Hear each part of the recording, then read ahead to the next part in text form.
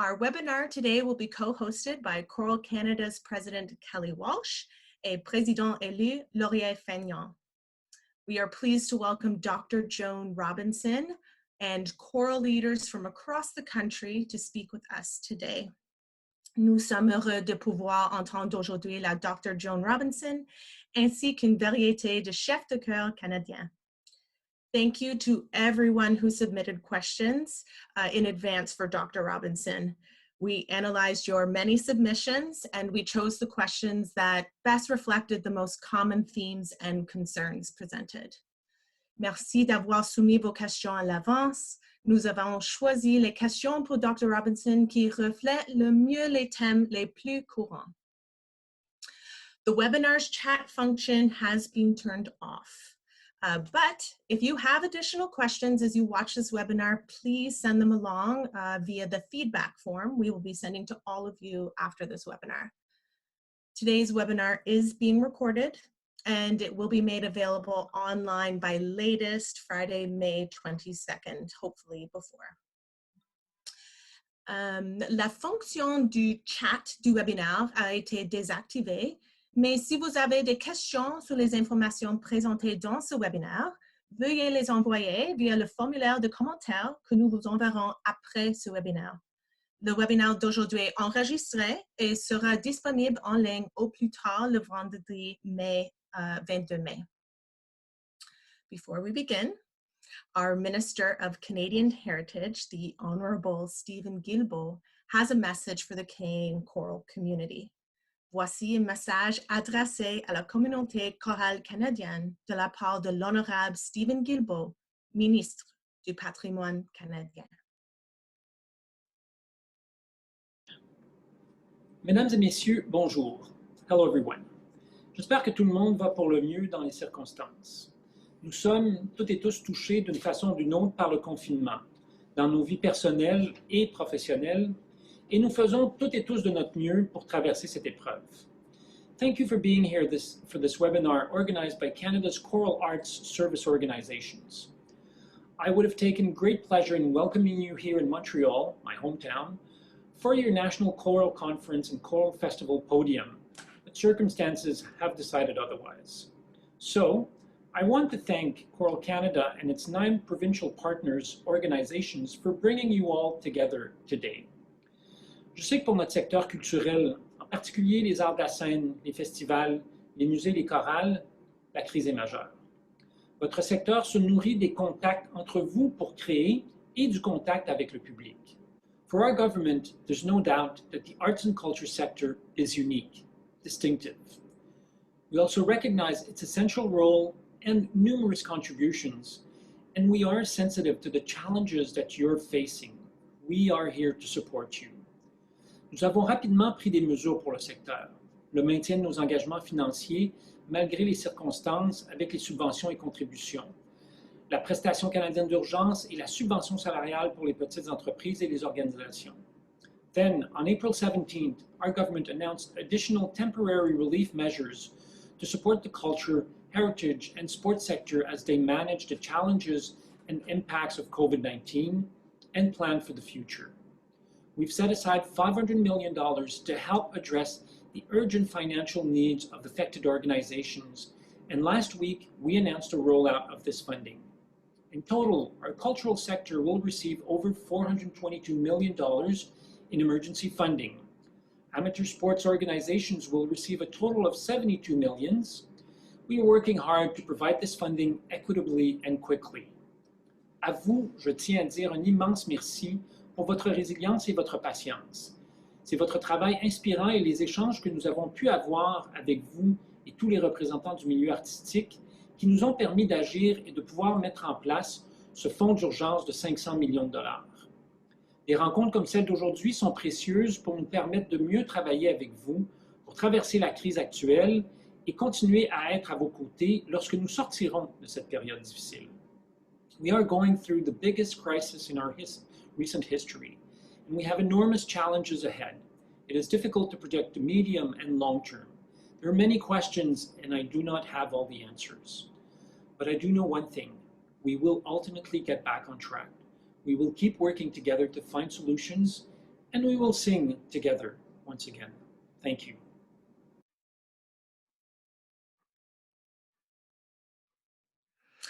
Merci. Thank you, Minister Guilbeault. We are grateful for the support of the federal government during this time. Nous sommes reconnaissants du soutien du gouvernement fédéral pendant cette période. The choral art service organizations are aware that this funding does not apply to all choirs across the country, and we are continuing to advocate for your support in instances when it does not. We will need your help, so when our next survey is launched regarding financial impacts of COVID-19 on choirs, we encourage you to fill it in and share.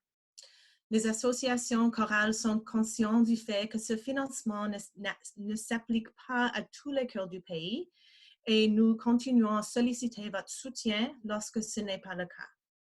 Nous aurons besoin de votre aide. Alors, lorsque notre prochain sondage sera lancé concernant les impacts financiers de COVID-19 sur les chœurs, veuillez le compléter et le partager. I now welcome our co-hosts, Kellie and Laurier. Je vous laisse maintenant entre les mains de Kellie et Laurier.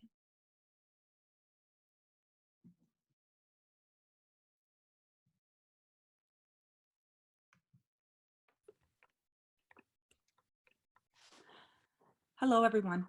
It's so good to have so many choral friends from all across the country here with us today. We have hundreds of participants with almost every province and territory represented.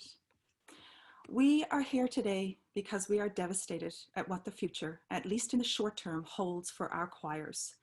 It's so difficult to live in the uncertainty and to just wait for clarity, to wait for accurate and universally reliable information, to wait for tangible and not just theoretical season planning, to wait for what the future holds for our profession, our passion, our lives. As we wait, there are a few things that I believe would be wise for us to keep front of mind. Number one, our most fundamental responsibility as choral leaders, whether that be conductors, administrators, members of a board of directors, or respected members of a chorus, is to ensure the physical and emotional health and safety of the singers who have entrusted us with their choral experience. As our country starts to lift restrictions over the coming months, we need to engage and work closely with our regional health authorities to guide us. This will look very different depending on the unique situation of each province and territory. The nature of how we approach differences is the second idea I would propose we keep in mind in the coming months. I believe we all know choral music is one of the most powerful vehicles for helping humans discover the beauty, the power, and the possibility of difference. Through choral music, we regularly transport people to different times, different places, experiences, and regularly challenge people's ideals and opinions through singing about them. Celebrating difference is one of our strengths. At this time, I would like to suggest we take great care with our colleagues in our country and around the world. Everyone has a different context. Every conductor, every national or international choral organization, every scientist, every singer for that matter, is working towards the same goal, to once again gather together in community. So let's move forward, continuing to value our differences. Let's be aware of advancing with debate and conversation that does not diminish or dismiss each other's efforts and contexts. Today, Choral Canada has chosen to begin our webinar with science. I know we have all heard and read so much information about the science and research behind the spread of COVID-19, but we believe it is very important to clearly and consistently present that information, to continue to be guided by science as we look to the future, and to offer an opportunity for our members here today to have a common foundation of trusted information we can rely on as we apply it to our own regional, provincial, and national circumstances. We have also decided to invite 6 choral leaders in the country to speak briefly today. We feel it is most important to recognize that although we are all in the same storm, we are not all on the same boat. Elementary school choirs, church choirs, professional choirs, youth choirs, community choirs, choirs receiving Canada Council grants, choirs with some administration, choirs run solely through the efforts of volunteers, and the list goes on and on. All have a different reality and will have different needs to weather this storm. Our provincial choral organizations and Choral Canada would like to acknowledge this, and we want to let you know that we will do our absolute best to support as many of our richly diverse choirs and members as we possibly can. To end, I would like to share with you a piece of word art from some of the young people that I work with. As I look at these words, I am reminded why we are working so hard. In the words of Kathleen Allen, to be good stewards of the choral art, of our choral art. And if there is any group of people in the world that can do this, that can bring together communities, it is a choral community. Thank you, everyone.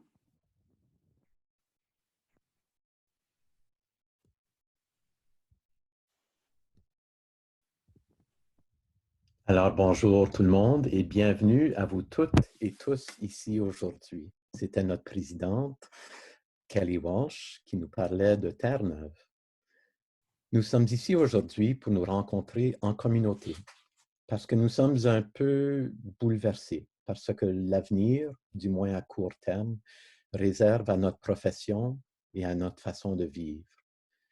C'est difficile de vivre dans l'incertitude et d'attendre, simplement d'attendre que les nuages de l'inconnu se dispersent, d'attendre que les informations précises et fiables arrivent, d'attendre une planification tangible et pas seulement théorique de la prochaine saison, d'attendre ce que l'avenir réserve à notre profession, notre passion et nos vies. Nous, les membres de Canada Choral et les associations provinciales, nous ressentons votre frustration et nous la vivons intensément avec vous à chaque jour. Pendant que nous attendons, il y a certaines choses que nous croyons sages de garder à l'esprit. D'abord, notre responsabilité la plus fondamentale en tant que chef de chœur ou de gérant ou comme membre d'un conseil d'administration est d'assurer la santé et la sécurité physique et émotionnelle des chanteurs qui nous ont confié leur expérience chorale. Alors que notre pays commence à lever les restrictions au cours des prochains mois, nous devons nous engager et travailler en étroite collaboration avec nos autorités régionales pour bien suivre leurs consignes. Cela sera bien sûr différent selon la situation unique de chaque province et territoire. La façon de laquelle nous approchons la diversité est la deuxième thème que notre présidente propose de garder à l'esprit dans les mois à venir. Nous savons tous que la musique chorale est l'un des véhicules les plus puissants pour aider les humains à découvrir la beauté et le potentiel inhérent de la diversité humaine. À travers le chant choral, nous transportons les gens à des moments et à des lieux et des expériences enrichissants et inattendus. Le chant choral est aussi le grand égalisateur de l'humanité. Tout le monde est pareil quand nous chantons en harmonie. Nous défions régulièrement les opinions et les préjugés des gens en chantant nos histoires ainsi que les histoires des autres. Célébrer la différence est l'une de nos forces. Pour le moment, je voudrais suggérer que nous prenions grand soin de nos collègues, de notre pays et du monde entier. Chacun vit dans un contexte différent et un vécu différent. Chaque chef, chaque chorale, chaque association nationale ou internationale, chaque scientifique, chaque chanteur travaille dans le même sens pour se réunir à nouveau en communauté et chanter en harmonie. Allons donc de l'avant et continuons à valoriser nos différences. Soyons conscients d'avancer avec des débats et des conversations qui ne diminuent ni n'écartent les efforts et les contextes des uns et des autres. Aujourd'hui, Canada Choral a choisi de commencer notre webinaire par la science. Je sais que nous avons tous entendu et lu tellement d'informations sur la science et la recherche derrière la propagation de la COVID-19, mais nous pensons qu'il est très important de présenter cette information de base de manière claire et cohérente et de continuer à être guidés par la science alors que nous nous tournons vers l'avenir et d'offrir à nos membres une occasion d'avoir une base commune d'informations fiables sur lesquelles nous pourrons nous appuyer lorsque nous appliquons les appliquons dans nos propres contextes régionaux, provinciaux et nationaux.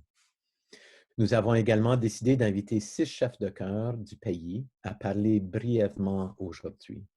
Nous pensons qu'il est très important de reconnaître que bien que nous soyons tous dans la même tempête, nous ne sommes pas tous sur le même bateau.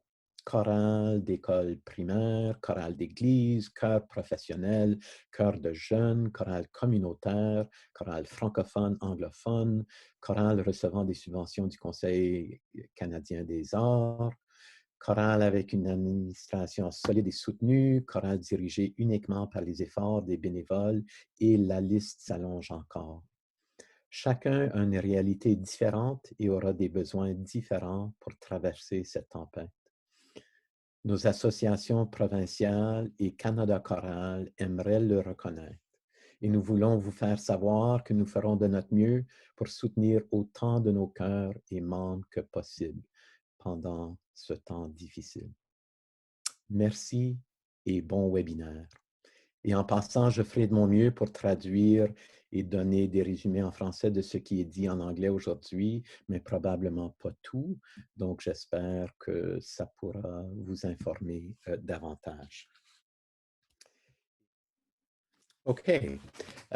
Donc, pour donner à la Dr. Robinson, qui éprouve des difficultés techniques en ce moment, quelques minutes de plus de se préparer, nous allons maintenant sauter à la prochaine étape, ou au moins pour le début. Et nous avons invité des chefs de chœur d'un peu partout, de différentes catégories de chorales, à se présenter et à vous parler un peu de leur vécu en ce moment et des stratégies. Mais j'aimerais d'abord inviter notre vice-présidente de défense et de plaidoyer, Diana Clark, à présenter cette prochaine section. So we're going to now invite Diana Clark, who is our VP of Advocacy and also a artistic director of Coastal Sound and a longtime elementary music teacher, to introduce this next section and then to talk to you a little bit about elementary music before she passes on the baton to another speaker. So Diana. Thank you. Well, I've been a full-time music educator for many years, but the minute the schools were shut down, I was reassigned in my school to be a virtual tutor, helping youngsters with their reading. And I wish I could say I was a unique case, but I understand this happened to many elementary school music educators across BC and the country. My friend Kellie pointed out how interesting it is that we have this brand new, beautiful curriculum that's so richly integrated with the arts throughout. And yet the second there is a crisis, all of that just got brushed aside and we're told to focus on literacy, numeracy, and daily physical activity, that somehow those areas are the most critical. Now, have you noticed during this crisis that it's the creative thinkers, the innovators, and the artists that we are turning to help us solve serious problems and to soothe and uplift our world-weary souls at this time? K-12 music education in schools plants the seeds for all of our choral communities and beyond. What we do matters. Il est intéressant que nous ayons ce tout nouveau programme qui est si richement intégré aux arts à travers. Et pourtant, la seconde où il y a une crise, tout cela est balayé de côté et on nous dit de nous concentrer sur l'alphabétisation et la numératie et activités physiques quotidiennes. Ces domaines sont en quelque sorte les plus critiques. Avez-vous remarqué que pendant cette crise, ce sont les penseurs créatifs, les innovateurs et les artistes que nous tournons pour nous aider à résoudre de graves problèmes? L'éducation musicale de la maternelle à la 12e année dans les écoles sème les grains de nos communautés chorales. Ce que nous faisons compte. Sadly, school music educators are used to fighting for their positions. It always seems like we have to prove ourselves to those that hold the funding, and we're always having to justify and demonstrate the value of what we do. It now seems more dire, especially if we can't have concerts and can't be gathered in large ensembles or do things the way we've always done them. Les professeurs de musique des écoles soient habitués à se battre pour leur position. Il semble toujours que nous devons faire nos preuves auprès de ceux qui détiennent le financement. Mais cette fois, c'est différent. COVID-19 nous a donné l'opportunité de faire ce que nous faisons le mieux, être les innovateurs et les créateurs d'une manière que nous ne pouvons pas en explorer auparavant. This time, it's different. COVID-19 has presented us with an unprecedented opportunity to do what we do best, to be the innovators and creators that we are, to step outside of our comfort zones, to use technologies and collaboration in ways that we may not have explored before in order to expand what K-12 music education can be. I'm not talking about using technology only to drill and practice theory or to watch videos about music.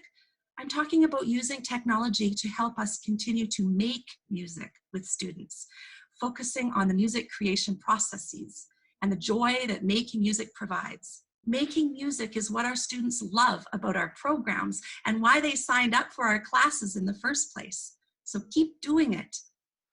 But we'll just have to figure out how to do this in new ways. Collaborate. Colleagues down the road and all over this country are in the same boat. Jump in together, plan, problem solve, try stuff out. You don't have to do this alone. And I know music teachers are good at doing things all on their own because no one else in the school does what we do. No one else gets us. So we just get into our little silos and do amazing things by ourselves. But now's the time to pull in together. Use technology and all those cool apps to your advantage. Bring in experts via video conference, other conductors, composers, vocal loopers, vocal soloists of various genres, musicians with a variety of expertise and perspectives, but keep those students singing and making music. Or don't use technology and just dig out your old Armory Schaefer books, just full of rich material to get your students outside critically listening and composing. Nous ne pouvons pas désespérer et abandonner. Il est maintenant temps de sortir tous les arrêts de manière créative et de se connecter et de collaborer avec la communauté. Continuer à faire de la musique avec les étudiants et se concentrant sur le processus de création musicale et la joie que la procure la musique. C'est la raison pour laquelle que nos étudiants adorent de nos programmes et pourquoi ils se sont inscrits à nos cours. Mais nous devrons trouver de nouvelles façons de procéder. We cannot despair and give up. Although I have to admit, I've cried more than a couple of times recently. Now is the time to pull out all the stops creatively and to connect with colleagues and to collaborate with community. Pull in, hug in, huddle together, draw on this wonderful community of musical artists, educators, and together we can create a new way of delivering hands-on, participatory, quality music education. Someone said it's like we're building an airplane as we learn to fly it, but thankfully we don't have to do this alone. And I'm so grateful that Choral Canada is leading the way to help connect us all. You'll next be hearing from Dr. Adam Kahn, who among other things is the principal researcher on the new national study on the state of music education in Canada. This study is more important now than ever. Si vous êtes un enseignant de musique maternelle à 12 dans n'importe quel type d'école, Cette enquête est pour vous. Chacune de vos voix doit être étendue maintenant plus que jamais. If you are a K-12 music educator in any kind of school setting, this important survey is for you. Every one of your voices needs to be heard now more than ever. We'll make sure that we post those links and make them available to you, or you can just jot down coalitioncanada.ca/research. Sondage national de 2020 sur l'éducation musicale, coalitioncanada.ca/recherche. We'll make those links available. Nous mettrons ces liens à disposition. Merci beaucoup.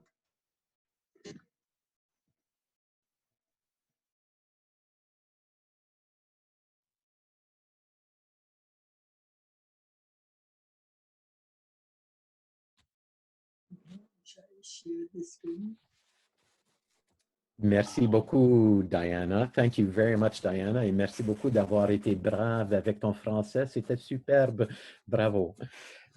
Comme Diana a dit, nous allons maintenant à Dr. Adam Kahn, qui va nous parler des écoles postsecondaires, donc les universités et les chœurs d'église aussi. So Adam Kahn is now going to speak to us about post-secondary and church choirs, although I'm now seeing Dr. Robinson on the screen. Are we now going to Dr. Robinson? Can someone let me know? No, we're going to move on. We're going to move on. No, we are going to move on Okay. to Adam. No, we're going to move on to Adam. Keep Okay. this section, and Okay. then after this section of our choral leaders, we'll move on to Dr. Robinson. Okay. Thank you. Thanks So for everyone's Adam, patience. Dr. Adam Kahn, post-secondary and church choirs. I pass you the baton, Adam. Thank you, Laurier. Good evening, everyone, or good afternoon for some of you, and bonjour to the rest. Thank you all for being here. Thank you to Choral Canada for this opportunity, and thank you to all the attendees for taking the time to be here. Prior to this academic, I've often heard choral singers refer to their experiences with you as life-affirming and indeed life-saving. It is my hope that even during this time, one of our goals continues to be that choir was that thing that helped our singers to get through this time.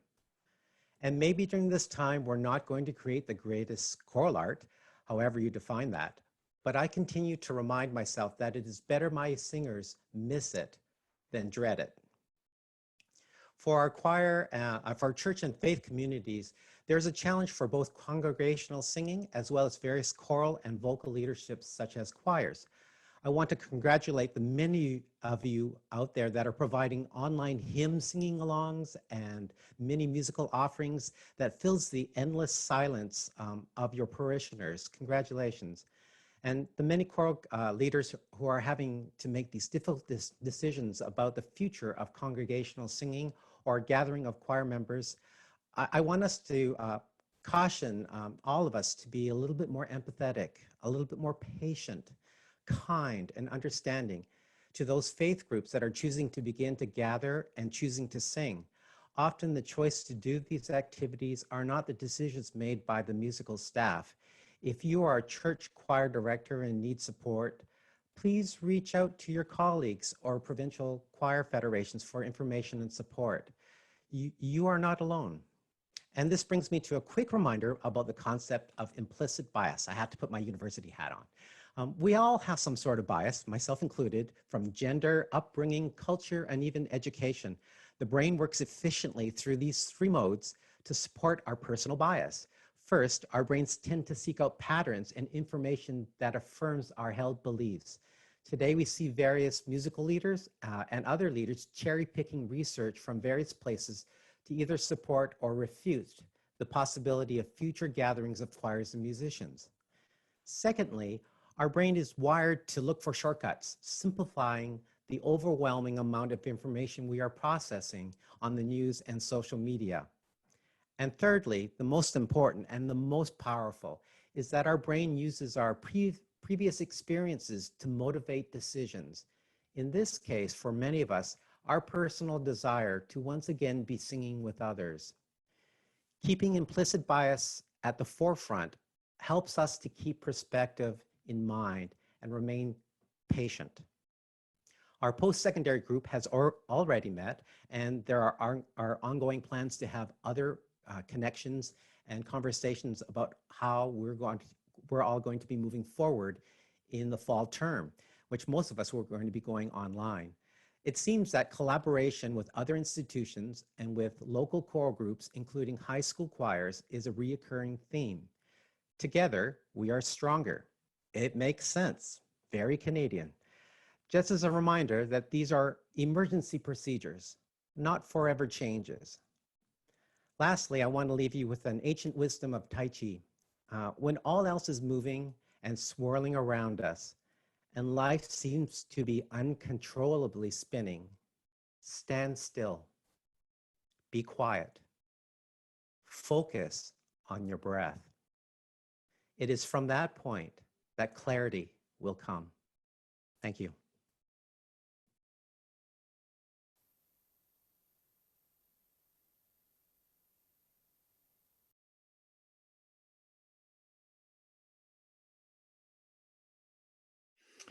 Alors, c'était le docteur Kahn qui, voilà, je crois, voilà, qui nous disait avec sa grande sagesse, j'ai oublié de dire que Dr. Adam Kahn, forgot to say that Dr. Adam Kahn is the Associate Dean of the Faculty of Fine Arts at the University of Victoria and Head of Music Education there and Director of Choirs, and has conducted church choirs for 46 years. Adam, you started when you were 6 years old, maybe? Bravo. Adam nous parlait de sa grande sagesse, que ce sont des temps temporaires, ce sont des mesures temporaires que nous devons prendre maintenant, mais que le chant choral est la chose qui va faire vivre nos choristes dans ces temps difficiles. Ils vont se souvenir que c'est le chant choral qui les a portés à travers cette période difficile et que c'est le chant choral qui les a toujours allumés et qui continuera de les allumer. Il a aussi mentionné d'être patient avec les groupes, surtout à des églises qui se réunissent peut-être un petit peu plus tôt. Ce n'est pas toujours leur décision à eux. C'est une décision institutionnelle, mais aussi régionale. Et de faire attention aussi à des biais implicites que nous pourrions avoir quant à la recherche, quant à tout ce qu'on entend. Des fois, on a tendance à choisir ce qu'on aime et à laisser de côté ce qu'on n'aime pas. Et c'est très important dans ces temps-ci d'aller avec la vérité de la science, d'aller avec ce dont on est certain et d'aller dans cette direction-là. Et d'agir avec sagesse. Et dans des tempêtes, il nous parlait de sa sagesse tai chi, quand la tempête est féroce et que les vents soufflent fort, restez calme. C'est la meilleure façon. Donc, merci beaucoup, Adam. Thank you very much, Adam. We now move on to Michael Zaug. Michael Zaug, qui est le directeur artistique du chœur professionnel Procoro Canada. We now move on to managing and artistic director of Procoro Canada and principal conductor Michael Zaug, who is going to talk to us about professional and semi-professional ensembles. Michael. Thank you, Laurier, and thank you, Choral Canada, for the invitation to address the national choral community today. First, I would like to express Procoros and my thanks to Choral Canada and the community for having presented us with the award for outstanding innovation with our choral art program at the BAM Center. It is a great honor and responsibility to be recognized as an innovator during these challenging times.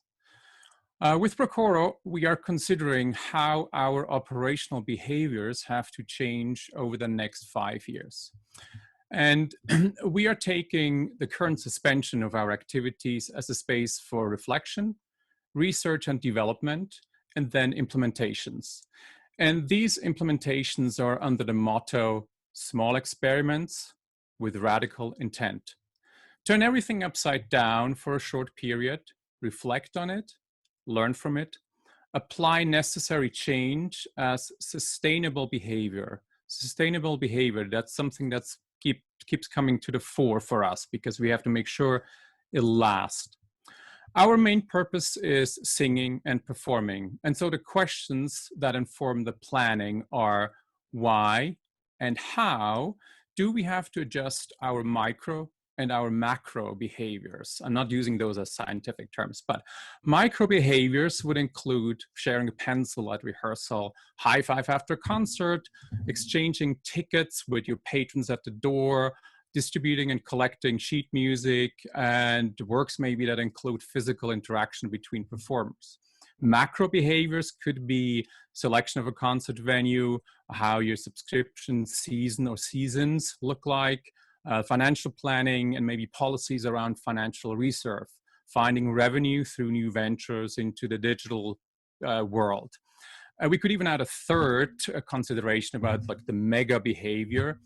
Is the mandate and the vision of the organization valid? How can we test this? And then apply and hold on to it during and after the crisis, and possibly during the next crisis.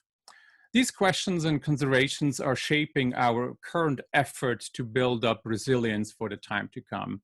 And here's an image about resilience that I would like to just leave with you for today. Coconut palms are quick to drop their coconuts in a storm. This comes from the tree's wisdom of survival. They can either hold on to the coconuts and risk toppling as the wind blows through, or they can let go of them and make themselves less vulnerable. It's a lesson we should take to heart. A storm will shake some coconuts out of the tree, but unlikely tug hard enough to cause any problems. A storm will flatten other species before troubling the tree. So when life gets stormy, we sometimes have to let go of what's most precious to us. But remember that the coconuts that were sacrificed by the tree still carry plenty of nourishment. So in your organization, professional, semi-professional, maybe any, what is the palm tree and what is a coconut? Well, maybe have a pina colada while you think about that. Thanks for listening and be well.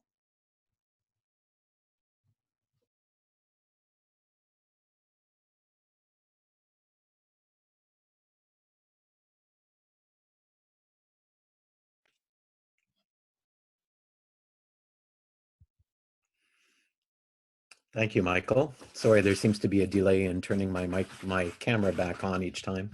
I think I will just leave it on from now on. Alors, merci de ton message, Michael, et félicitations pour le prix du projet innovateur donné par Canada Choral cette fin de semaine passée. Vous le méritez certainement avec Procoro pour toute l'innovation et l'esprit créateur que vous avez. Donc, Michael nous parlait de changer un peu notre attitude vers nos actions micro et macro. Micro allant de quelque chose aussi simple que le partage de crayons ou de lutrin à des répétitions et comment on distribue nos partitions. Tout ça va devoir changer, bien sûr.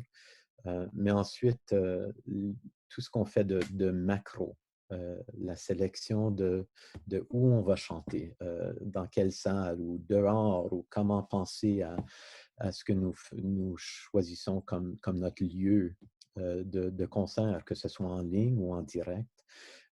Comment on va communiquer avec nos abonnés pour pouvoir leur communiquer nos activités, nos pensées, notre conception de notre saison et de notre musique. Et bien sûr, la planification financière de comment nous procédons avec tout cela, surtout pour un chœur professionnel qui ont le plaisir, mais qui doivent payer quand même leurs choristes. Et en tout ce qui concerne les contractuels aussi. Donc, et ensuite, les plus grands que macro, le méga. Comment regarder notre vision comme association et comment est-ce qu'on peut rester vrai à notre vision et à notre mission dans ces temps. Et peut-être que notre vision et mission doivent être changées.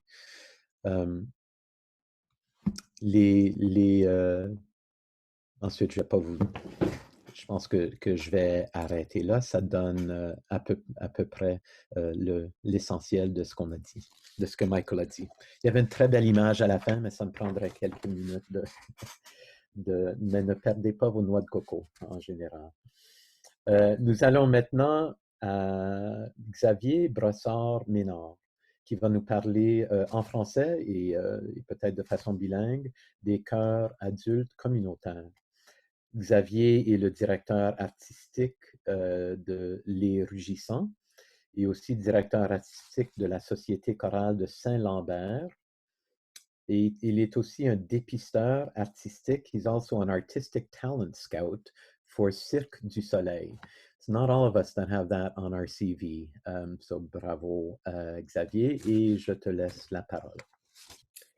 Bien, bonsoir, merci Laurier, merci à Choral Canada de l'invitation pour vous parler ce soir. Donc, lorsque le confinement a commencé à la mi-mars avec la Société chorale de Saint-Lambert, on a décidé de transférer peu après nos répétitions en ligne pour continuer à motiver nos choristes. Et puis, je suis heureux, premièrement, j'ai été heureux de la formule, j'étais heureux de ce qu'on a pu transmettre aux choristes et on a aussi pu conserver 70% du membership de la chorale. Je pense aussi que ça m'a amené, moi, à travailler en détail sur des PDF que je transférais aux choristes. Puis ça, c'est quelque chose que je pense que je vais continuer à faire avec le temps. Donc, cette crise-là nous permet peut-être d'établir des nouveaux outils qui vont être utiles ensuite.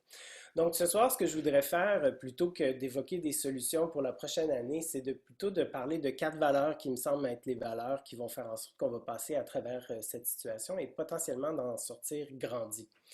Donc, la première valeur, c'est l'innovation. La deuxième, c'est la formation. La troisième, c'est l'agilité des organisations. Et la dernière, c'est le sens de la communauté. Donc, évidemment, cette situation-là nous amène à innover. Donc, innover dans le format de notre travail, que ce soit pour les répétitions, les représentations ou encore le financement et les partenariats de nos organisations. La réflexion doit inclure maintenant les aspects virtuels, soit pour les répétitions ou pour les projets, et des nouveaux formats de présentation, des concerts, peut-être en plus petits groupes, des situations de concert via webcast, chanter dans des lieux inusités, organiser les espaces et les lieux différemment. Donc, toute nouvelle tentative que vous allez faire va être riche en enseignement, mais je pense que quand on innove, il ne faut pas être trop sévère non plus parce qu'on n'a pas la profondeur de champ des opérations régulières qu'on a. Donc, il faut avoir de la patience et de la bienveillance par rapport aux essais qu'on va faire. En fait, cette période-ci, si elle nous donne quelque chose, c'est du temps. Donc, on a plus de temps et évidemment, dans ces répétitions virtuelles-là, on est moins capable d'accomplir de travail, mais on est capable d'aller plus profondément dans le détail. Et ça nous donne aussi l'opportunité de pouvoir former nos choristes, que ce soit pour de la lecture à vue, de la technique vocale ou encore sur le travail de style avec nos choristes. Donc, peut-être que de prendre quelques mois où est-ce qu'on travaille un peu plus sur le savoir de nos gens, mais ça va faire en sorte qu'on va sortir de cette crise-là plus fort, de meilleurs musiciens.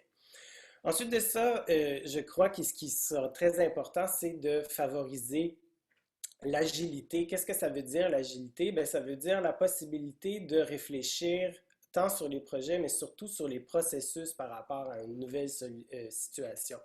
Donc, c'est d'être capable par rapport à une situation donnée, puisque les situations vont être sans doute changeantes. Comme vous l'avez vu dans les derniers temps, ça change à peu près à chaque jour, si ce n'est pas à chaque semaine. Donc, c'est d'être en mesure de changer des projets déjà en cours ou des futurs projets rapidement pour être capable de leur donner une forme qui va être positive et constructive dans l'environnement dans lequel on est.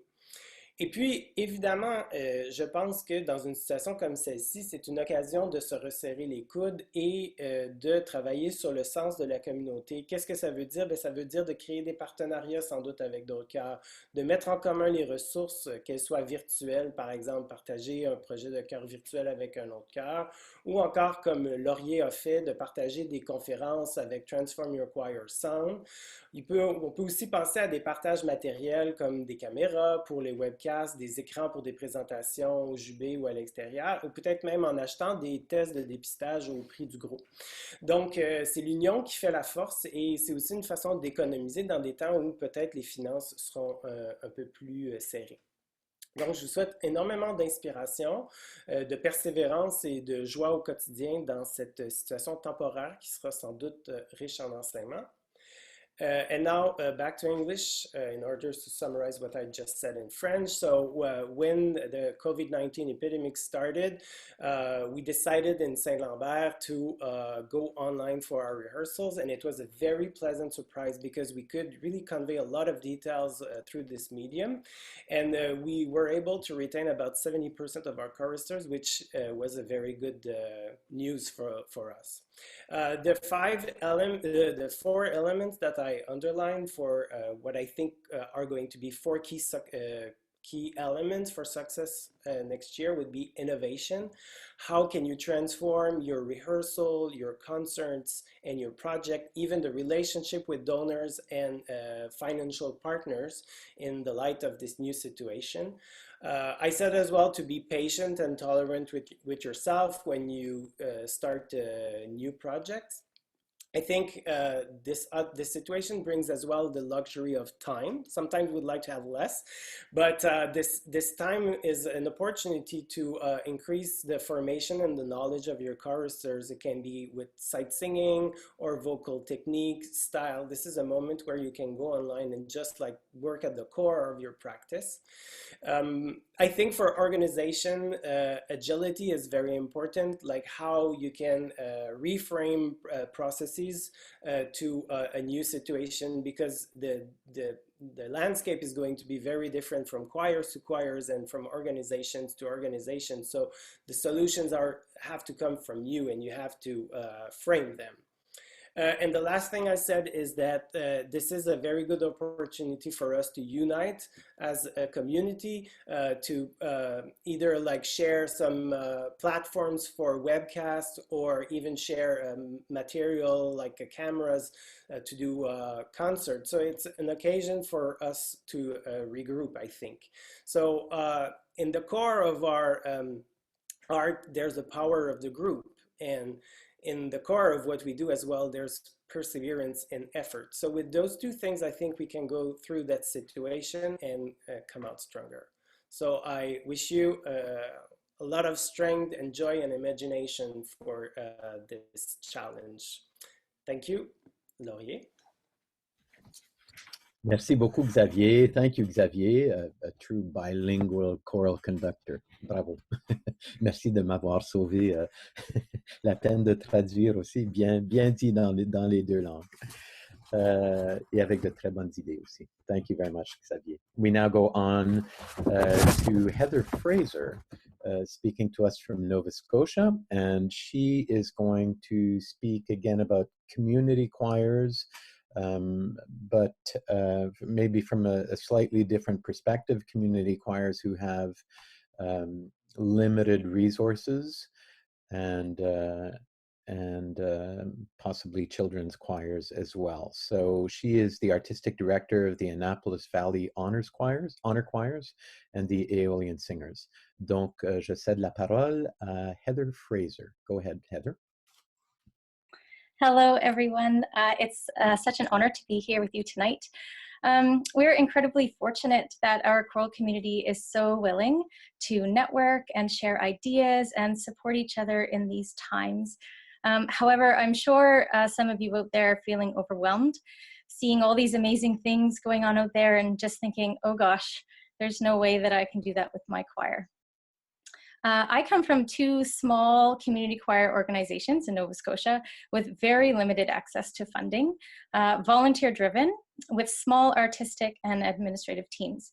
And as much as our volunteers love us dearly, many are now busy juggling their own lives and just don't have time to help right now. I know I, for one, feel like I've lost much of my team and my support system. And with the weight of responsibility on my shoulders, it can feel really lonely trying to hold things together. But each of us has something different to offer. And what has really helped me is to look for inspiration from those organizations who are doing amazing things, regardless of their size and resources, and take those ideas that resonate with me and tweak them in a way that fits with our own set of circumstances. We all just have to work within our means, and we have to be okay with that. This Saturday coming, as a personal example of this, is AVHC, my children's choir, is our first virtual spring concert. So it started out with me thinking, well, I guess I better get on this virtual choir train. And then it was suggested that if churches can have online services, why can't we have an online concert? So in the end, it has expanded into something I never quite thought was possible. Our concert will be narrated by the choristers, include 3 virtual choir projects, a slideshow, our grads goodbye video, a song from our hand washing song challenge, and a hilarious little snippet of Herman the Worm sung with all of our mics on. So this project has given us a goal to work towards, and a value has been placed on our work as we end our year with kind of a positive event. We will give back and share what we've been doing with our local community who support us throughout the year, and we rely on them. We can spread some joy and also raise some much needed funds. We are asking viewers to support us by purchasing a ticket, by making a donation via our Canada Helps page, with the proceeds going to the choir and to boost our bursary fund for our singers. We've all had to adapt in this environment, but whatever you can do within your situation and with your resources is enough.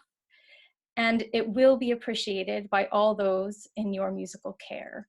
And although we sometimes can feel guilty that we're borrowing all the time from others, or at least I know I feel that way sometimes, just remember that we all do it, and sharing our resources and lightening our workload is how we are going to get through this together.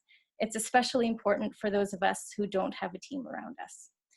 So if your immediate support system has fallen away somewhat, reach out.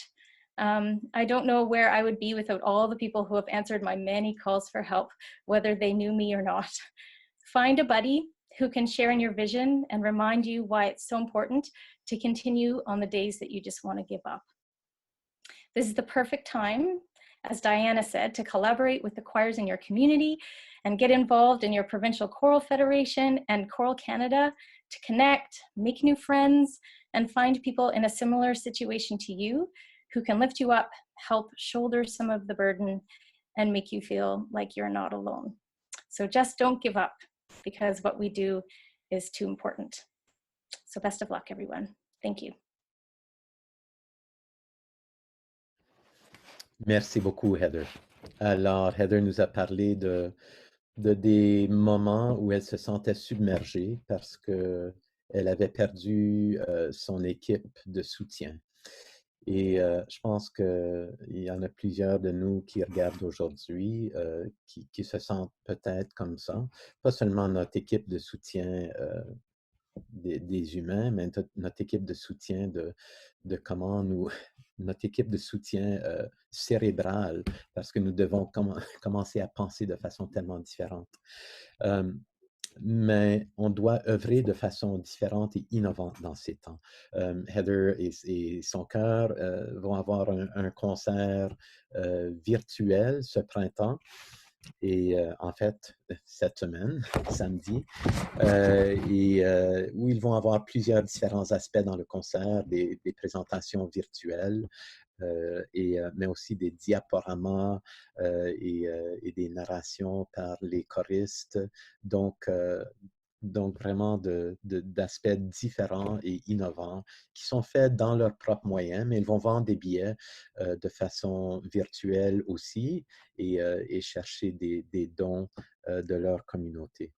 Elle a parlé du fait qu'on n'a pas besoin d'avoir des gestes grandioses, juste des gestes qui sont à nous, des gestes qui nous ressemblent, que les personnes vont voir que, ah oui, c'est la chorale que je connais, et que les choristes vont apprécier, vont pouvoir vivre avec vous.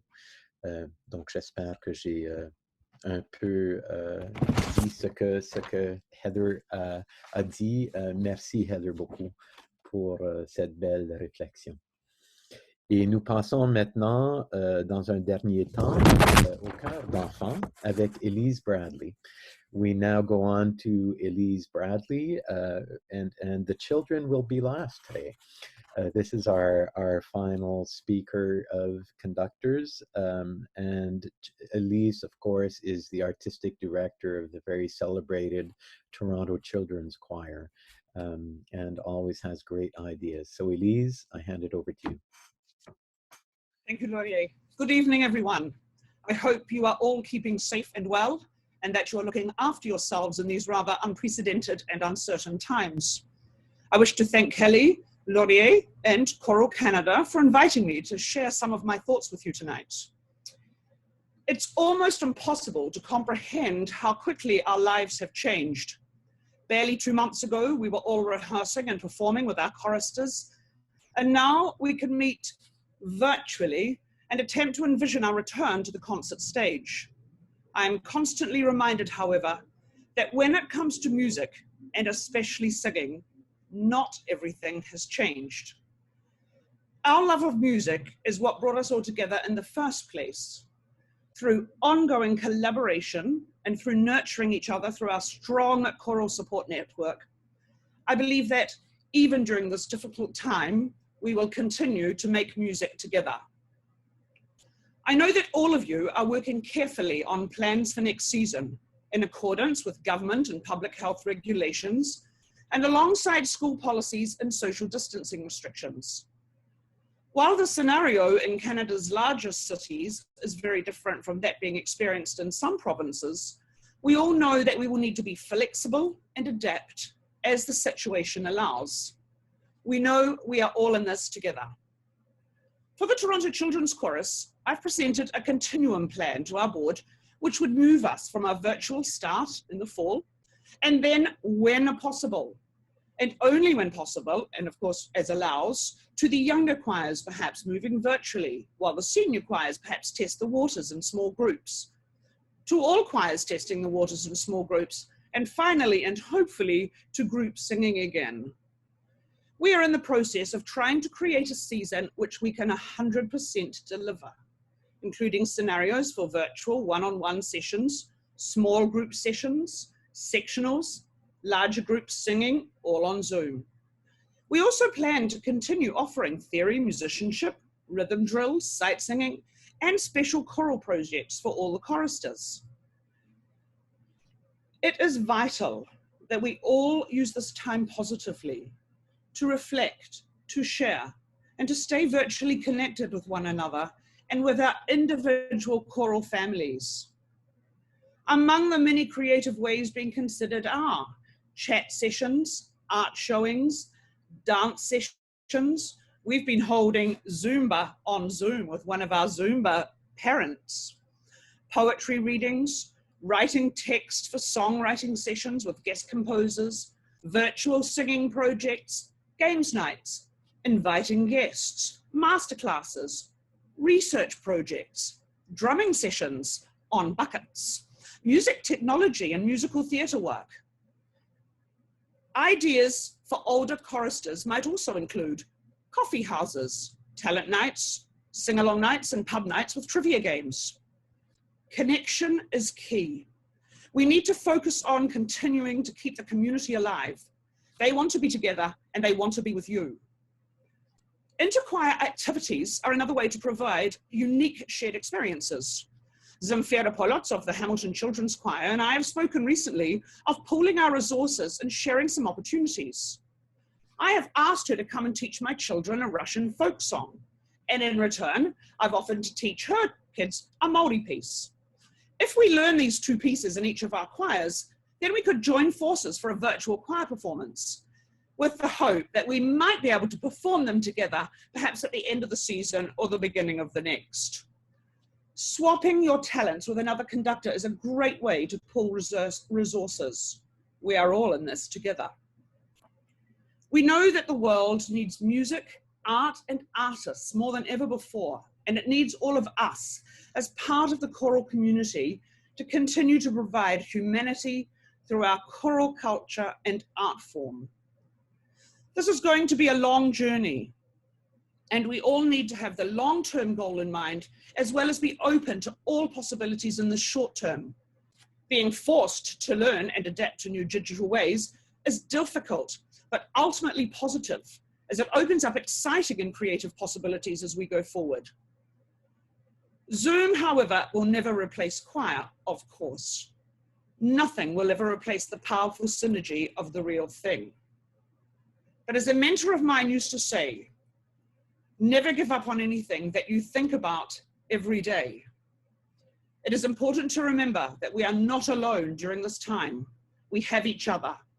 We are so fortunate to be able to reach out and share ideas, and through the connecting power of Choral Canada, we are all in this together.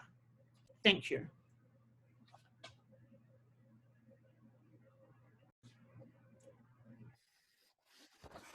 Oh, wow. Comment résumer ça, Elise? How do I give that justice in a spontaneous translation? Yes. Bravo pour ta grande sagesse, Elise, et pour ces très beaux mots. Elise nous disait que oui, beaucoup de choses ont changé, mais pas tout a changé. Surtout que les choses importantes n'ont pas changé.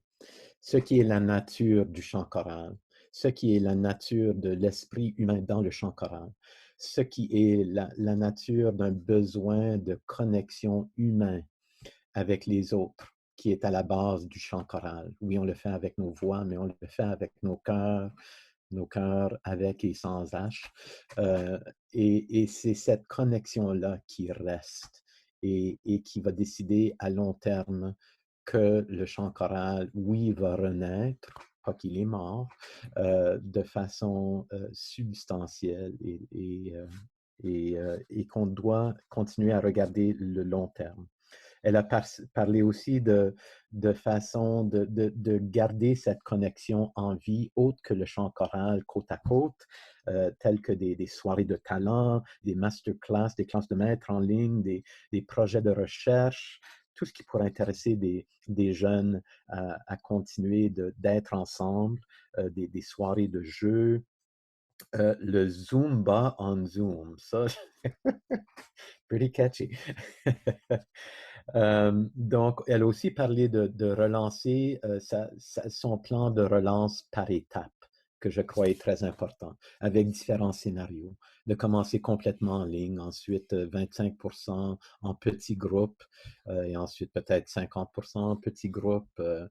Je pense que Michael avait mentionné ça aussi dans sa présentation, et d'y aller en étapes, parce que peut-être que les consignes vont changer et on va pouvoir s'adapter à ça. N'oubliez jamais, ne laissez jamais quelque chose à laquelle vous pensez à tous les jours. Oh, j'ai beaucoup aimé ça. Est-ce que vous pensez au chant choral à tous les jours? Mais ne laissons pas notre amour pour ce beau chant choral. Merci, Elise. Thank you very much, Elise. Et j'invite maintenant notre vice-présidente, votre présidente, Diana. Hi, you know, everybody listening out there, I need you to know that the panelists didn't all talk about what we were all going to say. In fact, this all happened on very short notice, and yet these themes of collaboration and connection and nurturing community, everybody seemed to have those themes in their presentations. So if 6 conductors from across Canada are talking about it, well, it must be true, it must be valuable. We also heard that, you know, we've got to be gentle with ourselves and at the very least go and have a pina colada when the going gets tough. Thank you all so very much for your inspiring words and your honesty. And I hope everyone listening was able to glean a few nuggets of useful information and inspiration that will help you get through this. Contact information will be shared. Our contact information will be shared. If any of you listeners out there would like to connect with any of us panelists, we would absolutely welcome it. Merci Diana et merci à vous toutes et tous, chers chefs, d'avoir partagé votre sagesse, votre passion, vos idées tellement bien. Et pour tous ceux qui écoutent, vous allez recevoir les informations, les coordonnées de ces personnes si vous avez des questions.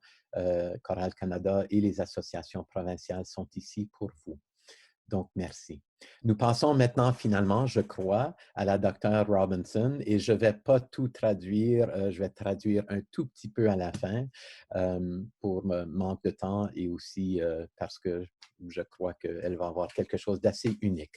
So we now go on to Dr. Robinson, who is ready to talk to us about COVID-19 and infectious diseases. I've already introduced her, so without further ado, go ahead, Dr. Robinson. Good, so thank you, Laurier. And in medical talks, we always start with a conflict of interest. Just trying to get my slides to work here. Okay, I'm not sure why. Okay, let's try that now. See if that, okay. Okay, so my children tell me when I sing in public, I should just mouth the words. I tried to take piano lessons in grade 2, but both my mother and the teacher declared it was a waste of time and money. And then I played trombone in the school band. And when I went off to Red Deer College, came home the first weekend and there was $100 on my dresser. And my mom declared she'd sold the trombone. She thought I needed the money more. So that is my musical history. So I grew up on the family farm near Innisfil, Alberta. And my father and brother were rodeo cowboys, and some of you will think that's cool, and others will think that is cruel. I went to med school at the U of A, did pediatrics in Vancouver, then did infectious disease training here, and I've been on staff at the Stollery Children's Hospital ever since. So hopefully when you zoom out, you'll be able to explain to your family and friends more about how the virus is spread, the rules you should follow to not get infected. You'll be able to engage in cocktail party chatter about how this pandemic will evolve, and you'll acknowledge why it's difficult to have definitive guidelines for choral groups. So hopefully your quarantine or your time of self-isolation has gone better with your spouse or unit than it went for this dude. So what is the spectrum of disease?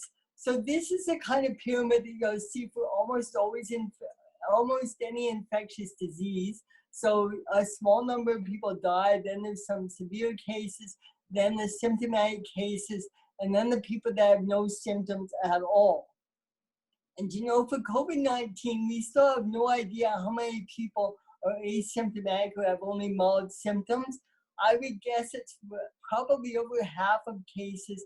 And even some very lucky, very elderly people develop no symptoms and do just fine. So who dies? I think we all know it's primarily the elderly. I know in Alberta, 80% of the deaths have occurred in long-term care. Probably higher risk if you're diabetic, obese, have chronic lung disease, or are frail. But some young, previously healthy people will still die, just like happens with any virus, including influenza. So where do respiratory viruses enter the body? So we know for sure they enter through the nose and through the eyes. A bit less clear whether they actually enter through the mouth. They don't enter anywhere else. So your whole task is just to make sure no virus gets into those orifices. So how do viruses find their way from other people to your nose or your eyes or your mouth? So this is the only kind of complicated diagram that I will show. So if you cough or sneeze or talk or breathe or spit, you produce large droplets that will quite quickly fall to the ground and probably only travel typically about 1 meter from you. But certainly on occasion, if you sneeze, it could go even further. And then it's possible that you produce some smaller droplets that might travel a little bit further, and they can land on objects such as on this table here, and the virus can stay there for quite a long time.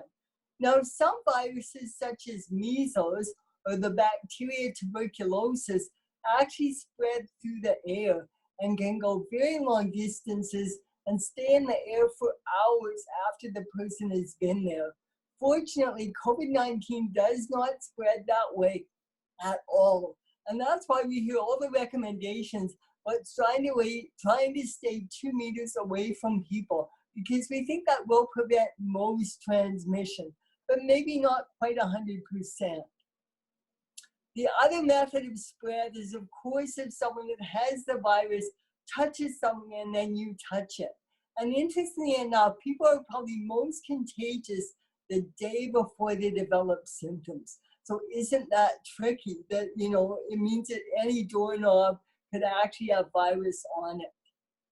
So most important way to prevent spread is don't forget to wash your hands. Now you might want to know, when should you wash your hands?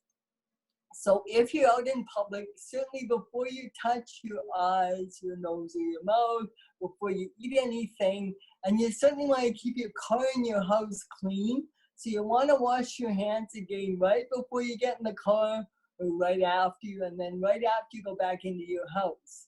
So what about in your own home? So no need to feel guilty if you're not cleaning it any more often than you usually do, as long as everyone else in the house has been doing this self-isolating as best they can. If someone in the house has been going out to lots of parties or is unwell in any way, then you should, as best you can, follow the out in public rules at home, plus clean your light switches, your doorknobs, your taps, the lever on your toilet quite often, and with any standard cleaning solution.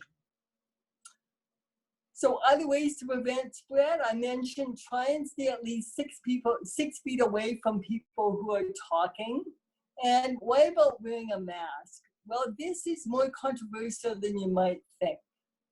So where lies the controversy? The advantage is it might prevent spread if talking at close range is indeed a problem.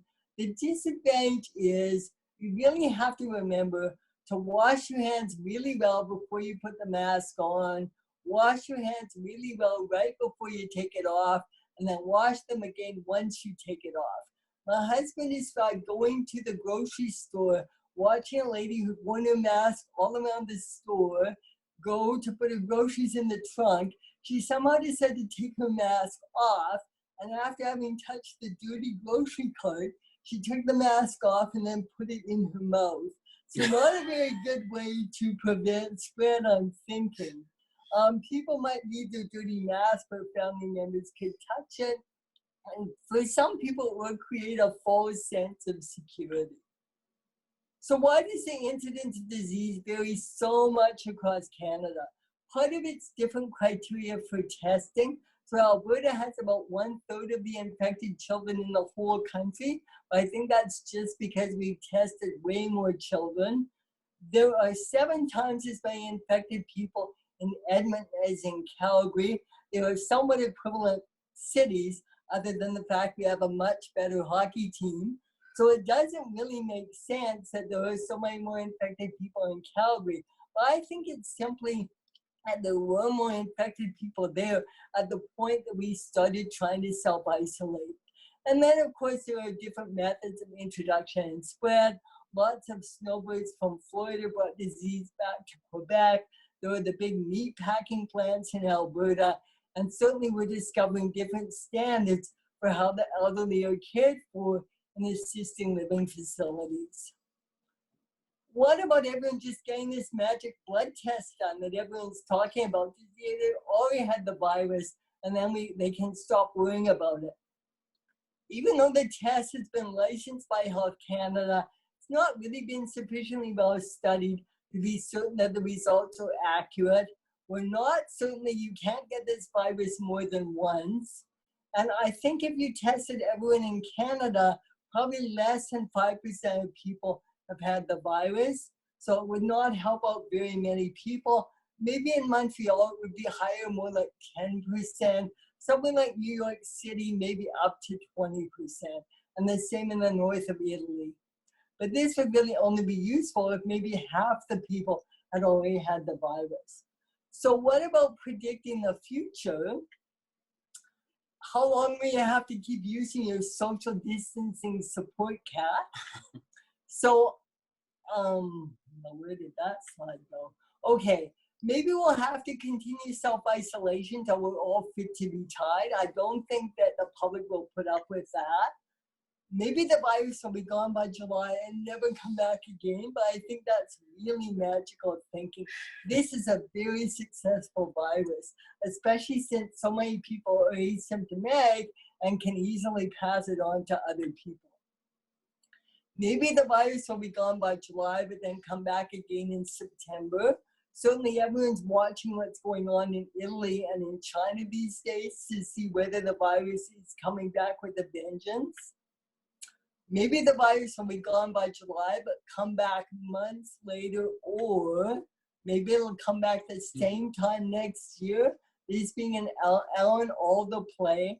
And on my 18th birthday, my grandparents thought I needed more culture than I got on the farm and took me to see this play at the Citadel Theatre in Edmonton. And Alan Alda, who was my hero, was actually the actor.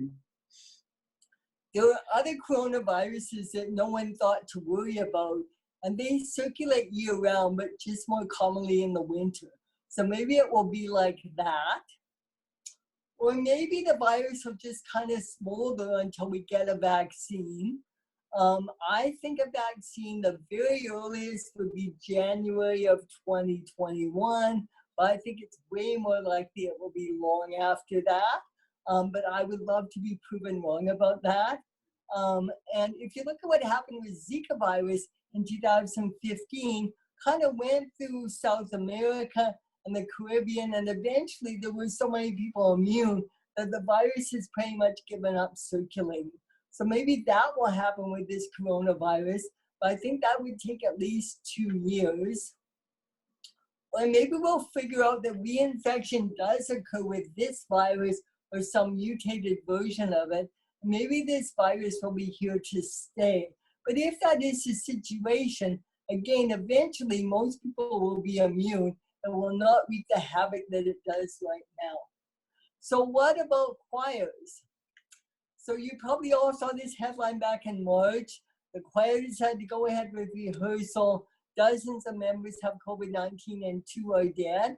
And this was in a place about 1 hour north of Seattle. So what's the scoop? We know 61 people attended a practice March 10th. Most of the same people had been there the week before, but we really do think it was probably on March 10th that people got infected. In this county of Washington State, there had been no cases up until this. 32 of the people that attended were confirmed to have COVID-19. Another 20 had symptoms but never did get tested. The other 9 had no symptoms and were not tested, because back in that era, we thought you probably had to have symptoms to be infected. 3 people were hospitalized, and unfortunately 2 of them died. So completely devastating.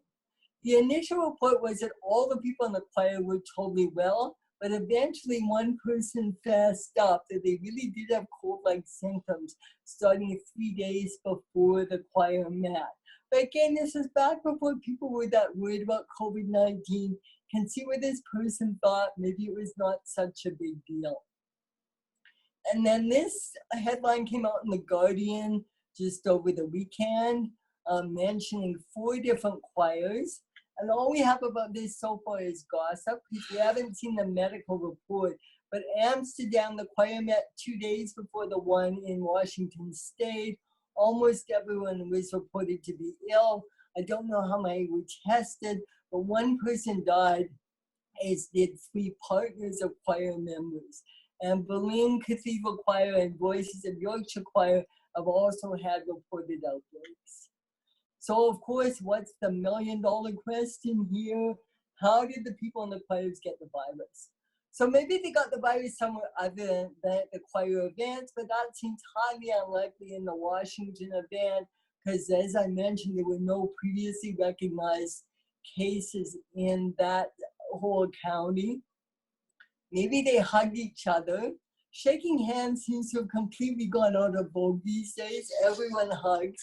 The choir in Washington claims that they did not do that, but did everyone actually remember? Or maybe they touched an item that an infected but asymptomatic person had touched. So there was a bowl of oranges there, there were cookies there, and of course the dreaded folding chairs that everyone had to put up and down. Or maybe the most horrifying proposition is that while singing, the virus spread through the air to others. So what do we know about singing and droplets? So singing produces more and smaller droplets than does talking. So because they're smaller, they stay in the air longer and they travel a bit further. Well, on the other hand, they have less virus in them, so they may not be as infectious as those big droplets that, remember, stay within a meter of the person. If you sing louder, you release more droplets. And some people release way more droplets than others do when they sing. So maybe they are super spreaders. So maybe one of the people in that Washington choir happened to be a super spreader. And maybe that's why so many people got sick.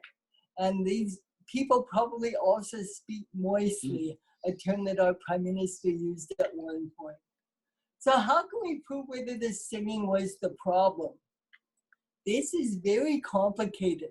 So experimental models can look at where droplets from singing end up, but they can't prove whether there'd be enough virus in the droplets to actually spread infection. So that's what makes all these experimental models complicated. Probably better to look at things like seating charts and see whether the people that sat near the infected person were more likely to get sick. So with the Washington State event, they have not released a seating chart.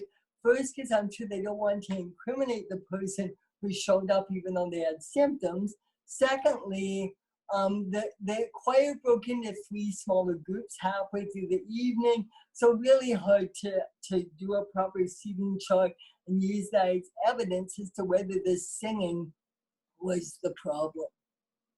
But won't future studies help us? So the choir outbreaks to date were in communities where there was no other logical source of the virus. The problem from now on, you're never gonna know for sure whether the virus came from the choir or whether someone got the virus elsewhere. So what do I think are reasonable options for choirs in Canada? Obviously, the best option would be to wait till there's no more COVID-19 in your community to meet. And I do think there's a chance that about 2 months from now, we might do like China has done and go through at least a period of a few months where there really is no virus out there. But maybe that's being optimistic. Or maybe you could argue for meeting once there's very little COVID-19 in the community.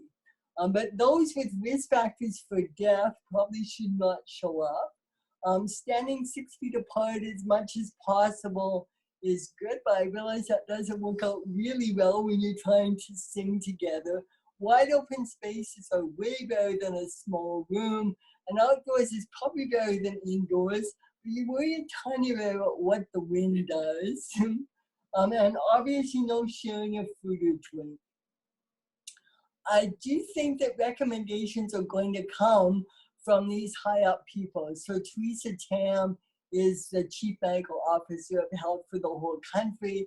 I showed Dina Henshaw from Alberta just because her super cool periodic table dress, I think, could even be featured at the Academy Awards next year. But what stressful jobs these people have, I mean, this is everyone's first rodeo. No one has ever lived through anything like this, other than the people who are over 100 years old who lived through the 1918 pandemic. So in Alberta, they have recently come out with public health rules that say that even though up to 15 people can meet inside, up to 50 people can meet outside, all can be 6 feet apart, no congregational singing. People singing should be facing away from others. Again, I'm not sure how that's really going to work.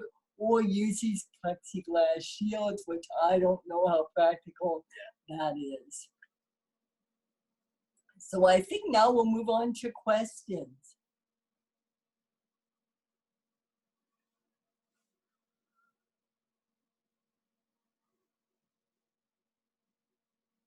I'm just going to ask if Laurier would like to jump in first. Yes, okay, I'm just going to, je vais donner un résumé très bref de ce que la Dr. Robinson a dit. Thank you very much, Dr. Robinson, for bringing us a load of information, which I will translate very, very briefly, just some of the main points. And so Dr. Robinson nous parlait de... J'essaie de partir ma vidéo et ça ne fonctionne pas. Mais vous entendez ma voix. Nous parlait de personne n'a jamais vécu cette situation, donc il y a beaucoup d'inconnus, toujours. Il y a eu beaucoup de rapports de comment le virus est propagé, mais il y a encore beaucoup d'inconnus.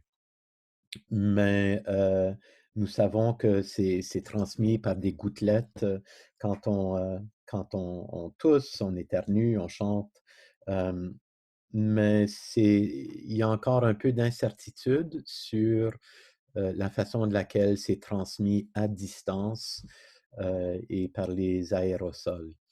Donc, encore de la recherche qui doit être faite là-dessus. Les personnes sont les plus contagieuses le jour avant de développer des symptômes et que l'hygiène personnelle, je ne vais pas m'attarder là-dessus parce que la plupart de vous connaissent bien ça. On n'est pas vraiment sûr de comment le virus se propagera à l'avenir, quand ça vient une deuxième ou une troisième vague. Donc, c'est encore un peu difficile à planifier avec assurance que tout va bien aller comme on aimerait. Mais il y a des possibilités. Il y a un peu d'espoir et qu'on doit, comme les chefs ont parlé, de voir différents scénarios pour quand les instances gouvernementales vont nous dire que c'est possible de nous réunir. Donc, peut-être de répéter dehors au début, si le temps le permet, certainement en gardant la distance de 2 mètres, qui semble être une bonne distance, dépendant de si les aérosols se propagent assez rapidement, mais semble-t-il que ce n'est pas tout à fait décidé, ça encore. Et il y a intéressant, ça vient de sortir aujourd'hui que le American Choral Directors Association, ils vont parrainer une nouvelle étude. The American Choral Directors Association, we just learned today, is commissioning a new study, singing-specific study on the transmission of aerosols and of droplets in the act of singing, in many different instances of singing and of choral singing. So I think they're going to try and expedite that so that so many of us who have questions about the act of singing itself rather than the act of gathering can be done. Donc, on vous tient au courant de cette recherche et à l'avenir. Donc, nous allons procéder maintenant à des questions. Kellie, I leave it to you now to proceed with questions. Great, thank you. There was an incredible response to our call for questions. We received actually over 250 questions. I would like to tell everyone that today we will only address questions that were directed to Dr. Robinson. Our PCOs and Choral Canada over the coming weeks and months will do everything we can to bring together support materials to address the other questions that were submitted. So the most common themes and questions that occurred are the following. Is it scientifically proven that wearing masks is effective in reducing the spread of aerosols? Is it safe to sing for an extended period of time while wearing a mask? If so, is there an alternative to a mask that may be even safer, like a protective shield? So we really only have data for masks for medical procedures, not for the general public. There are two kinds of masks that are generally used, either surgical masks or N95 masks. So the N95 masks filter out smaller particles than do the surgical masks. And the surgical masks are generally all you need for caring for a patient with COVID-19. The N95s are only for special procedures that produce really, really tiny droplets.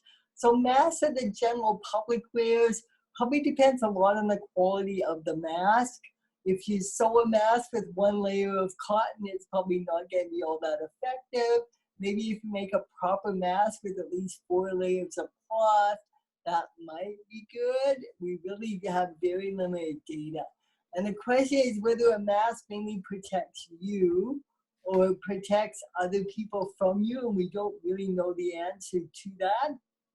We weren't impressed that some of the Asian countries where wearing a mask is very common seem to have had a lower incidence of COVID-19 than, for example, the US or Britain or Italy. But I think infection is so multifactorial, it's hard to know the real benefit of the mask. I think you can wear a mask for as long as you like when you're singing. I think if anything bad is happening, you will feel short of breath. The body's really good at giving you a message when you're doing something that is dangerous. Alors, la docteure Robinson nous disait que pour le port du masque, ça a été assez efficace dans certains pays. Est-ce que ça nous protège plus que ça protège les autres contre nous? Il y a encore un peu d'un équilibre là et un peu d'inconnu. Mais les pays qui ont plus porté le masque ont eu apparemment une façon plus efficace de combattre, de lutter contre le virus. Mais des fois, ça peut nous causer des problèmes et on manque de souffle et parce que le masque, bien sûr, peut arrêter notre façon de respirer, peut compromettre. Donc, il y a certainement de problèmes là. Et avec le chant choral, on pourrait certainement avoir des problèmes après 1 heure de chant à recevoir assez d'oxygène. Donc, voilà sa réponse là-dessus. Okay, question number 2. People may be looking for loopholes to gather sooner than what is recommended or prudent. What are the risks in looking for loopholes to resume choral singing earlier?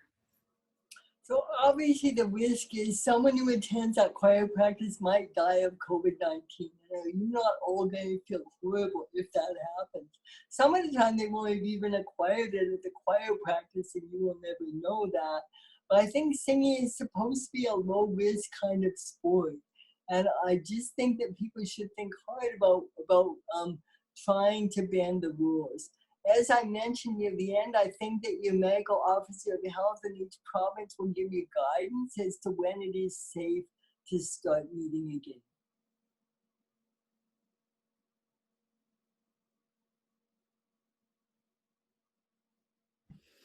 Donc, la question était, des personnes vont peut-être décider de commencer plus tôt que ce qui est suggéré par les instances gouvernementales ou par les officiers médicaux, mais ça pourrait porter certainement des problèmes si quelqu'un meurt, elle a dit, bien sûr, en raison d'une répétition chorale où ça peut être démontré, on ne veut pas être responsable de cela. Donc, il ne faut pas commencer trop tôt. Il y a de l'espoir, mais il faut être sage. Il faut que nous soyons sages quand même et attendre à ce que c'est aussi sain et sauf que possible de commencer ces répétitions-là. C'est une cible qui change au jour le jour et de semaine en semaine et qui évolue constamment. Donc, peut-être dans le prochain mois ou les 2 mois, nous en saurons certainement plus. Okay, our third question. It seems that children aren't as susceptible to COVID-19 as adults. Is there a chance that children's choirs might be able to gather sooner than adult choirs? So we don't really know whether children are less susceptible or whether they simply get less severe disease, but there's no question that they are not nearly as affected by COVID-19. But anyone who's had children will remember that you didn't have colds or vomiting and diarrhea hardly ever as a teenager. And then the moment you have small children at home, you start to get sick again. And then the moment you get grandchildren, the same thing happens again. So children are little vectors full of germs, and they're going to bring it home. So I think one of the main reasons we kept all the children home from school is to prevent them from always spreading COVID-19 and bringing it home to their parents and their grandparents. So even though it might be safe for the children to meet sooner, you have to think about who they're taking the virus home to. They are not going to follow the rules about being 2 meters apart.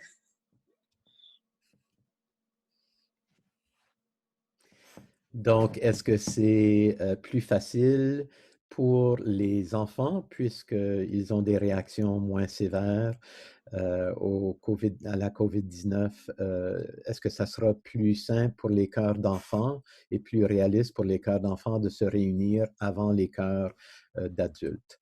La réponse est pas nécessairement, parce que les enfants, ils ont quand même le virus, mais les effets ne sont pas aussi néfastes sur les enfants que sur les adultes et surtout les personnes aînées. Et les enfants, s'ils attrapent le virus, ils le ramènent bien sûr chez eux, chez les parents, les grands-parents. Et c'est difficile pour ces enfants-là de tenir la distance de 2 mètres. Alors, elle pense que les chœurs d'enfants devraient probablement attendre pour ces raisons-là le même temps que les chœurs d'adultes. And our final question. Singing seems to have been singled out as a high-risk activity, while others that would intuitively seem to be just as high, if not higher, have not. And some examples would be sports, dance, theater, school children screaming. Has singing been unfairly targeted, and are some of these other activities just as risky? I think that certainly is a possibility. If that choir had not met in Washington State, I think that we would not have developed all this paranoia about singing. As I said earlier, we don't know whether it was just singing or other activities that led to this spread. And it's just because of the publicity about that, there's been all this mumbling about singing.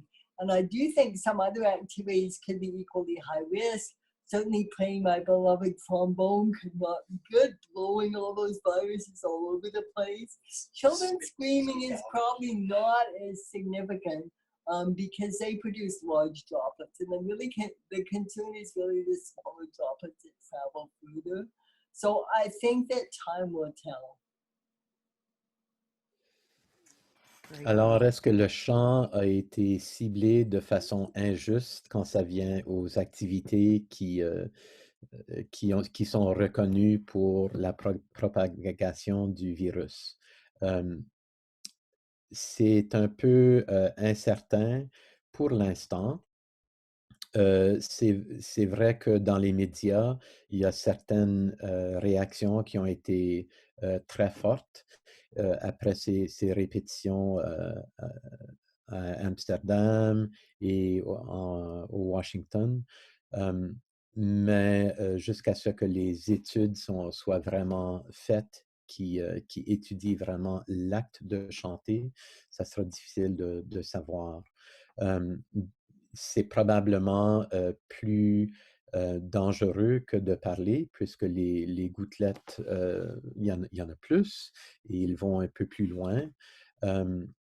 Mais ça reste à déterminer jusqu'à quel point et combien plus dangereux que ce sera. Donc, beaucoup de recherche est encore à faire, est en train de se faire, et avec cette nouvelle étude qui sera menée par le American Choral Directors Association, on espère avoir de vraies réponses qui différencient vraiment le chant d'autres aspects. Mais les sports, la danse aussi créent ces problèmes-là.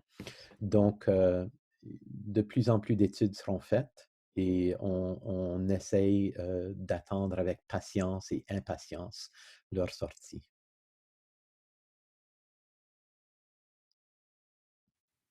Thank you. Donc, je And crois... now we are nearing the end of our... Oh, I was just going to introduce our provincial choral organizations. Now we're nearing the end of our evening, and you will hear from two representatives of our provincial choral organizations.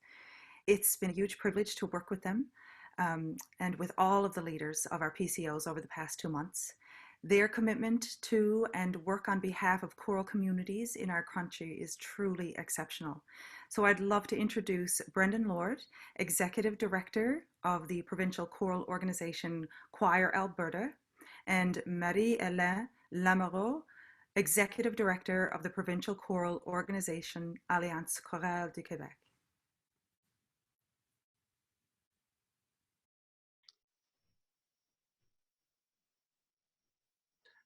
Hello, everybody. I'll just jump in and go. Great to be here with you today. Thanks so much, Kellie, for that introduction. Since shortly after we began to feel the effects of COVID-19 in the choral community, the provincial choral organizations, or the PCOs, alongside Choral Canada, have been working together to advocate for and represent choral music to various levels of government and to develop resources both for navigating the current landscape and for the relaunch of our choirs. Whether through the resource directories on our websites, the development of new projects and programs, or the choral survey on which we all collaborated, the choral arts service organizations across the country are active and are working hard behind the scenes. Because the guidelines pertaining to group gatherings fall under provincial jurisdiction, many PCOs are in communication with their government officials to ensure choirs are considered as part of provincial relaunch plans and, where possible, that clear directives pertaining to choral singing are issued by the province. Our role as PCOs is to provide decision makers with the information they need about our provincial choral landscapes, including the number of individuals involved and the key artistic, social, and economic roles our choirs play. For many of us, day-to-day life, particularly when it comes to working with and thinking about the future of our choirs, is overwhelming. The uncertainty combined with conflicting information is a lot and sometimes almost too much to process. I think I can speak on behalf of all my PCO colleagues when I say that we have been tremendously inspired by Canada's conductors and choral leaders, many of which are in attendance today. Your tenacity, your ingenuity, the myriad of ways your passion for choral music has been expressed has been nothing short of incredible. We know that it hasn't been easy, and on behalf of the hundreds of thousands of choral singers in our respective provinces, we want to say a heartfelt thank you to each of you. Although we realize there's no one-size-fits-all solution for the situation we're facing, we have been working to develop tools and resources that you may find helpful as we continue to navigate these uncharted waters and begin to plan for the relaunch of our choirs. First, over the coming weeks, we will be offering a series of national roundtables by choir type.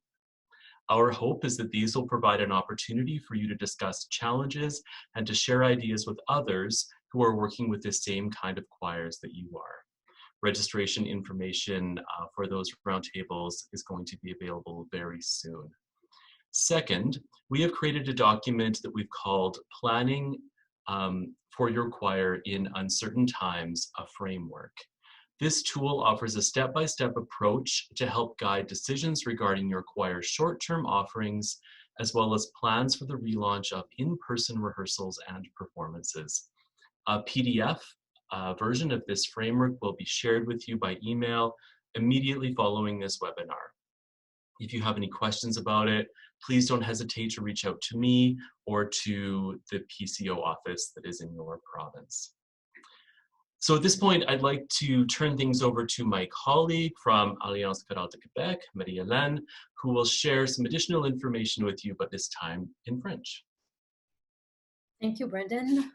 Alors, comme Brendan l'a mentionné, nous nous adressons à vous au nom des 9 associations chorales provinciales du Canada. Dès les premiers effets ressentis de la COVID-19 au sein des chœurs, nous nous sommes rassemblés et nous avons travaillé pour défendre et représenter la musique chorale à divers niveaux gouvernementaux afin de développer des ressources adaptées à la situation actuelle et pour une relance éventuelle de nos chœurs. Par le biais de partage d'informations, de ressources ou encore par le sondage sur l'impact de la COVID-19 mis sur pied avec l'aide de Choral Canada, nous sommes continuellement actifs et nous travaillons fort en coulisses. Étant donné que les lignes directrices relatives au rassemblement de groupes relèvent des instances provinciales, la majorité des associations sont en communication avec leurs représentants gouvernementaux pour veiller à ce que les chorales soient prises en compte dans les plans de relance et dans la majorité du possible obtenir des directives claires. Notre objectif et notre rôle sont de vous fournir des informations pertinentes selon votre réalité provinciale. Réfléchir et penser à l'avenir de nos chœurs peut devenir démoralisant et stressant par moments. La panoplie d'études contradictoires sur le chant choral peut devenir aussi écrasante. Par contre, et je pense que tous mes collègues seront d'accord avec moi, vous, les chefs de chœur, vous nous inspirez par votre ténacité, votre ingéniosité et votre passion que vous avez pour le chant et pour vos choristes. Nous savons que la situation n'est pas facile. Et au nom des centaines de milliers de choristes de chaque province, nous tenons à remercier chaleureusement chacun d'entre vous. Il n'y a pas de solution unique, ni de réponse unique à la situation actuelle. C'est pourquoi nous avons travaillé à développer des outils et des ressources que vous pourriez trouver utiles. Tout d'abord, au cours des prochaines semaines, nous proposerons une série de tables rondes nationales. Chaque table ronde sera dédiée à un type de chorale en particulier. Nous espérons qu'elles vous donneront l'occasion de discuter de vos défis et de partager vos idées. Les informations sur ces tables rondes seront disponibles dans les prochaines semaines. En deuxième lieu, nous avons développé un guide afin de vous aider pendant cette période incertaine à planifier et à relancer votre saison. Un PDF du document « Assurer la planification de votre chorale en temps incertain » sera partagé avec vous par courriel après ce webinaire. Si vous avez des questions, quel que soit le sujet, n'hésitez pas à contacter directement votre association. Je laisse maintenant le mot de la fin à Kellie et à Laurier.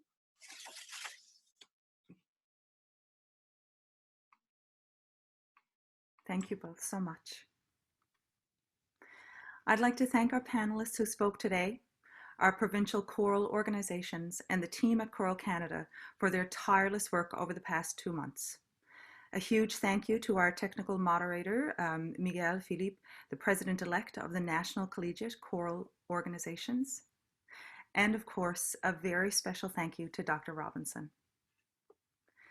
As choral leaders, our immediate challenge is to seek and encourage discovery and innovation around how we can hold our communities together without the physical contact and the bonds so naturally forged through group music making. And now, everyone, it's up to us to plan, to clearly articulate, and to live out loud our richly diverse choral ideals and values, starting with our new online rehearsal rooms, classrooms, and concert halls. If there is any group of people in the world capable of this challenge, it is a choral community. Take good care, everyone. Alors, merci à vous tous et à vous toutes d'avoir été des nôtres aujourd'hui. Merci, un merci très spécial à la Dr. Robinson qui nous a donné plusieurs faits intéressants sur la COVID-19 et son effet sur le chant choral et aussi l'effet du chant choral sur la propagation du virus. Il y a toujours des questions. C'est un virus qui est nouveau et on ne sait pas tout encore. Mais c'était bien de savoir qu'il y a toujours ces questions et qu'on ne sait pas de façon certaine que ça sera encore 2 ou 3 ans. C'est pas du tout ça. Aujourd'hui, on n'était pas là pour répondre de façon certaine à toutes les questions. On était là pour donner de l'information. Et c'est maintenant à vous, les chefs, de prendre cette information-là, de suivre vos consignes des instances gouvernementales, les provinciales, régionales, et d'agir avec prudence. Nous ne voulons certainement pas que le chant choral soit à nouveau l'affiche pour ce qui est pas bon à faire pour la propagation du virus. Mais on veut que le chant choral soit là avec vie et avec passion. Donc, soyons innovants, soyons patients, soyons prudents et soyons les humains que nous sommes qui aiment tellement partager nos voix et nos cœurs et qui aiment se rassembler, que ce soit par Zoom, que ce soit dans un chant, que ce soit dans une église, une salle de concert. Le chant choral va absolument continuer. Merci d'avoir été là avec nous. Merci à Caleb Nelson et à Miguel de nous avoir aidés avec l'appui technique aussi. Et à vous tous et toutes. Et de la part de Chorale Canada et des associations provinciales représentées aussi aujourd'hui par Brandon et Marie-Hélène, on vous souhaite une année merveilleuse et on vous revient avec plus d'informations et plus de